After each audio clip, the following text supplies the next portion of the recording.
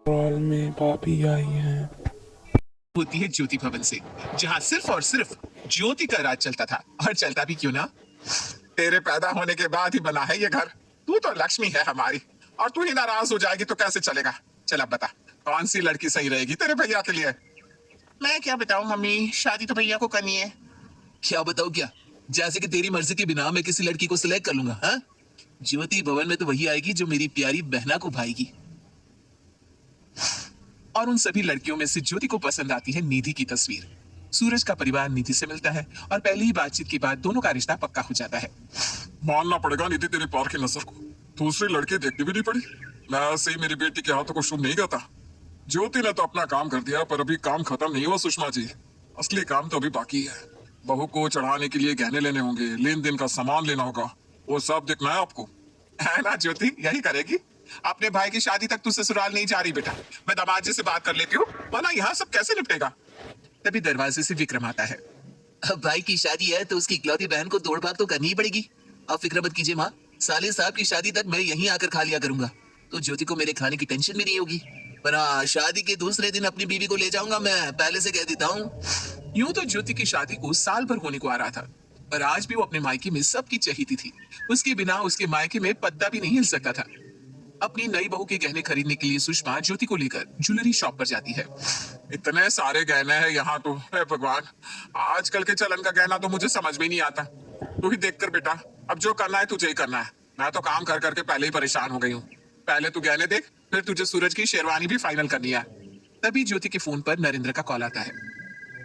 WhatsApp किया है card बेटा, बता तो कौन सा फाइनल करवाऊं।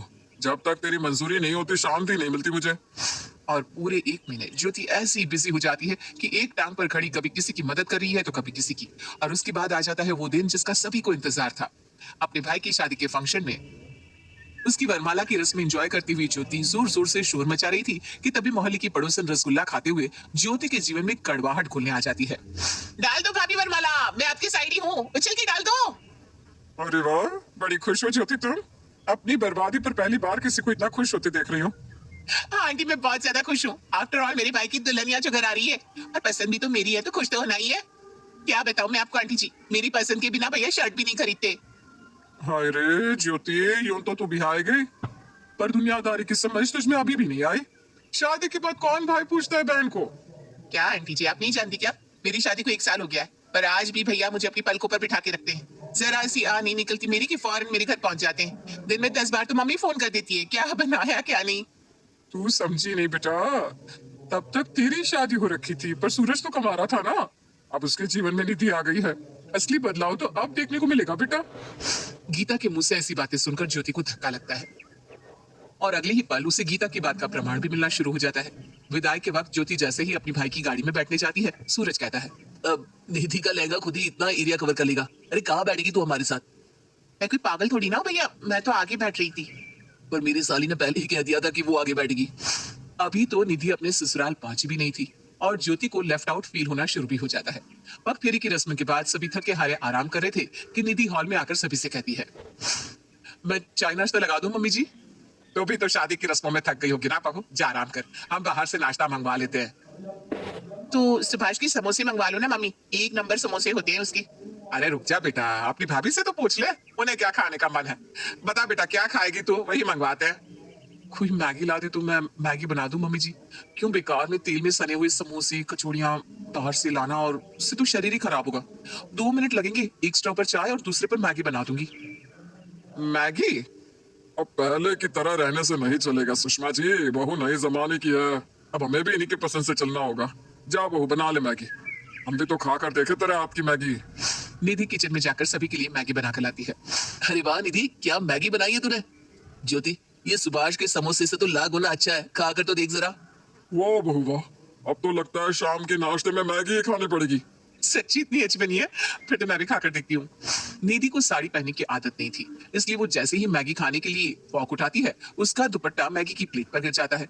वो फिर से पल्ला हटाती है, और जैसे ही फॉक अपने मुंह में डालने जाती है, उसका पल्ला फिर से खाने की प्लेट पर आ जाता है, जिसे देखकर सुषमा कहती है, अरे नहीं पहनी जा रही साड़ी, बहू तो कुछ और पहन ले। हाँ, मम्मी ने कहा था कि शादी के बाद साड़ी पहनना, इसलिए बस साड़ी लेकर आई हूँ मम्मी जी। ठीक ही तो किया भाभी ने, वैसे भी मम्मी पापा को साड़ी सूट के अलावा और कुछ जमता भी नहीं है। अब बहू से नहीं संभल रहा है तो कैसे पहन लेगी साड़ी सूट। चल कोई बात नहीं बहू, हम दोनों कल सवेरे जाकर तेरे लिए कुछ कपड़े की शॉपिंग कर लेंगे। फिर तो मम्मा मेरा कोई काम नहीं है इस घर में, मैं भी निकलूं? हाँ हाँ बेटा तू भी जा, वैसे भी बड़े दिनों से तू यहाँ है, दमाजी तेरे बिना परेशान हो रहे होंगे।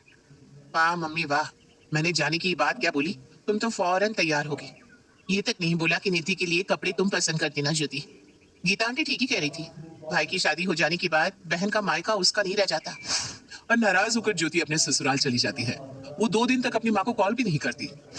अब समझ में आएगा मम्मी को, जब मैं कॉल नहीं करूंगी ना खुद ही सामने से कॉल करेगी। पर ऐसा तो बिल्कुल भी नहीं होता।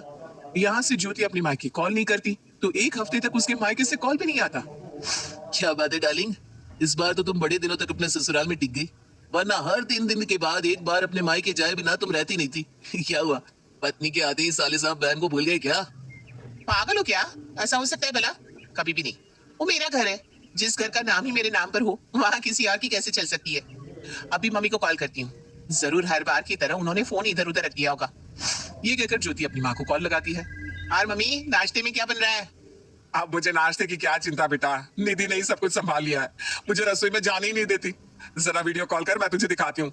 आज बहू ने मुझे गाउन पहनाया है। अरे बहू जरा बताना तो वीडियो कॉल कैसे लगाते हैं? निधि आकर सुषमा के फोन से अपनी ननद को वीडियो कॉल करती है, जिसे देखते ही सूरज कहता है, अरे ज्योति से बात कर रहे हो तुम लोग, बढ़िया है। मैं अभी तुझे कॉल करने ही वाला था ज्योति, कल शाम को ठीक 5 बजे जीजा जी के साथ यहाँ पधार जाना। अभी तो बीवी आ गई है, बहन के बिना रहने की आदत डाल लो भैया। अरे तू समझी नहीं, बात यह है कि तेरी भाभी ने कल डिनर प्लान किया है, मेरे सारे कलीग्स को भी बुलाया है, तुम भी जरूर से आना। पहली बार ज्योति को ऐसा लग रहा था मानो उसके खुद के ही घर में उसकी कोई वैल्यू ही ना रह गई हो। अगले दिन ज्योति अपने मायके पहुंचती है, जहां वो देखती है कि हर तरफ बस निधि निधि निधि भाभी भाभी हो रहा था। 1 हफ्ता नहीं हुआ भाभी को आए और अभी से सब निधि निधि करने लगे। बहुत हो गया, अब मैं ऐसा नहीं होने दूंगी। ये परिवार मेरा है और मेरा परिवार मुझे भूल नहीं सकता, और भूले तो मैं याद दिला दूंगी। इस घर में सबसे इंपॉर्टेंट मैं थी और मैं ही रहूंगी। और बाकी गेस्ट के जाते ही जो 1 हफ्ते तक मैंने किसी से बात नहीं की और ना किसी ने पूछा कि मैंने ऐसा क्यों किया। चलो आज मैं ही बता देती हूँ। असल में बात यह है कि भैया की शादी की तैयारियों में मैंने अपनी सेहत का ध्यान ही नहीं रखा, पर जब शादी के बाद अपने घर गई तो मेरी तबीयत बिगड़ने लगी, तो मैंने चेकअप करवाया और मुझे पता चला कि मैं माँ बनने वाली हूँ। क्या तू मतलब मैं मामा बनने वाला हूँ? मेरा बच्चा। अरे सुषमा जी, मैं नाना बनने वाला हूँ और आप नानी।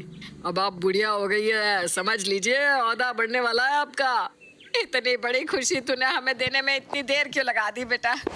भगवान तेरा लाख लाख शुक्र है। बहू के पैर तो सच में बहुत ही शुभ है। बहू आते ही हमारी बेटी के जीवन में खुशियाँ लेकर आ गई। मम्मी भाभी की तारीफ तो ऐसे करी जैसे उन्होंने ही मेरे पेट में मंत्र फूंक कर मुझे प्रेग्नेंट किया हो। और सभी का ध्यान अपनी ओर खींचने के लिए ज्योति बेहोश हो जाती है। फिर क्या था, होने वाले मामा जी, मामी, पापा, नाना, नानी फौरन ज्योति को उठाकर अंदर कमरे में ले जाते हैं। एक तरफ निधि ज्योति के चेहरे पर पानी की छींटें देती है तो दूसरी ओर सूरज उसकी हथेली पगथली रगड़ता है। मम्मी जल्दी से डॉक्टर को फोन करो ना, मेरी बहन और मेरे भांजे को कुछ नहीं होना चाहिए। डॉक्टर का नाम सुनते ही ज्योति फौरन उठ खड़ी होती है। तुम ठीक तो हो ना ज्योति? मुझे तो बड़ी घबराहट हो गई थी। आप सब बेकार में ही परेशान हो रहे हैं, मैं ठीक हूँ। चलो नितिन अब चलते हैं। कहाँ चलते हैं? तू कहीं नहीं जा रही, तू यहीं रहेगी। पहला बच्चा मायके में ही करती है बेटिया, तू नहीं जा रही कहीं। बच्चा होने तक तू यहीं रहेगी। अब चिंता मत कीजिए दामाद जी, मैं और निधि है ना, हम दोनों मिलकर ज्योति को संभाल लेंगे। अब क्या था, ज्योति को जो चाहिए था उससे वो मिल गया था। अगली सुबह सुषमा एक साड़ी वाली को अपने घर बुलाती है। सभी अपने लिए साड़ियां पसंद कर रहे होते हैं और जैसे ही निधि अपनी पसंद की साड़ी पर हाथ रखती है, ज्योति कहती है, हाँ वही साड़ी मुझे पसंद है भाभी। पर हाँ बेटा, जो तुझे पसंद है वही साड़ी तू रख। वैसे भी इस हालत में माँ जितनी खुश रहे बच्चा उतना ही स्वस्थ होता है। चल बता, अब क्या खाएगी तू? क्या इच्छा है तेरी? मैं क्या बोलूं मम्मी, नाश्ते में तो मैगी ही मिलेगी ना। अरे मैं अभी जाता हूँ सुभाष के समोसे लेने, ठीक है मेरी लाडो? अब धीरे धीरे ज्योति अपने मायके को ही अपना घर समझने लगती है। वो अपनी सारी फ्रेंड को फोन करके अपने घर बुलाती है और एक छोटी सी पार्टी रख लेती है। भाभी आज मेरी कुछ फ्रेंड्स घर आने वाली है, तो आप सभी के लिए खाने का इंतजाम कर दीजिएगा। वैसे तो मैं ही खाना बना लेती, पर इस हालत में मैं अगर किचन में जाऊंगी तो बेकार में मम्मी आप पर भड़क जाएंगी। आप जानती है ना मम्मी मुझे लेकर कितनी पॉसेसिव है। कुछ देर में ज्योति की सारी सहेलियां वहां पहुंच जाती है। भाभी ड्रिंक्स लाना तो। हाँ दीदी। निधि हॉल में ड्रिंक्स लेकर जाती है। नहीं नहीं भाभी, मेरे गले में खराश है। अरे तो तू चाय पीना। भाभी आप नेहा के लिए 1 कप चाय ले आओ। तब तक हम कार्ड खेलना शुरू करते हैं। Okay girls. और उसके आधे घंटे बाद ना आप स्नैक्स ला सकती हो भाभी। और कुछ इस तरह प्रेग्नेंट होने के नाम पर ज्योति अपनी भाभी से नौकरों की तरह काम करवाती रहती। ऐसे ही 3 महीने बीत जाते हैं। एक सुबह जब निधि खाना बना रही थी, वो ज्योति से कहती है, दीदी अगर आप फ्री हो तो आप जरा कपड़े देख लोगी, क्योंकि मुझे खाना बनाने में बहुत वक्त लग जाएगा और कपड़े टाइम से नहीं धुले तो सूखेंगे नहीं। मौसम तो आजकल कैसा हुआ पड़ा है, आप देख ही रही हैं। मुझसे काम करवाओगी भाभी तुम?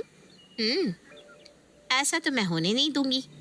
ज्योति उठकर वॉशिंग मशीन के पास तो जाती है, पर वहीं उल्टी करने का ड्रामा करने लगती है। ओह गॉड, कितनी खराब स्मेल है इस डिटर्जेंट की। मुझे उल्टी होने लगेगी। मेरा पेट, मेरा जी बहुत घबरा रहा है। मम्मी भैया कोई है क्या? और ये बोलती हुई ज्योति हॉल में आकर बेहोश होकर गिर पड़ती है। क्या जरूरत है निधि तुम्हें ज्योति को कपड़े धोने को बोलने की? मुझे बोल दिया होता। हद होती है यार। निधि तुम न जाने क्या क्या करवा कर मानोगी मेरी बहन से। अरे ठीक है बेटा, कोई बात नहीं। इस हालत में अक्सर ना हमें किसी न किसी चीज की स्मेल से उल्टी आने लगती है। मुझे फिक्र तो इस बात की हो रही है कि 3 महीने हो गए और अभी तक ज्योति का पेट बाहर क्यों नहीं आया? आ जाएगा ना मम्मी, वो तो मैंने ढीले कपड़े पहन रखे हैं ना, और इस घर में मुझे स्ट्रेस भी तो कितना दे रही है भाभी, इसीलिए शायद। अपनी माँ की बातों को सुनकर ज्योति को भी जरा टेंशन हो जाती है और अपने कमरे में जाकर ज्योति दिमाग लगाना शुरू करती है। लगता है मैंने अपनी प्रेगनेंसी को कुछ ज्यादा ही हल्के में ले लिया। मुझे अपनी हरकतों में थोड़ा चेंज करना पड़ेगा और इस पेट को भी बाहर करना पड़ेगा।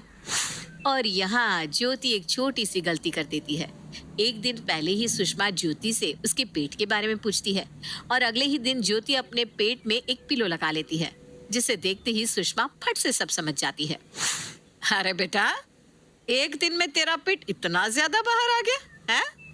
मुझे लगता है हमें डॉक्टर को दिखा देना चाहिए। कहीं तेरे पेट में जुड़वा बच्चे हुए तो और ज्यादा देखभाल करनी पड़ेगी तेरी। कहीं तो मम्मी, मैं वही बताने जा रही थी आपको। याद है आपको कुछ दिन पहले मेरी सहेलियां घर आई थी, उसमें से ना एक डॉक्टर थी, उसी ने मुझे कहा कि शायद मेरे पेट में ट्विंस है।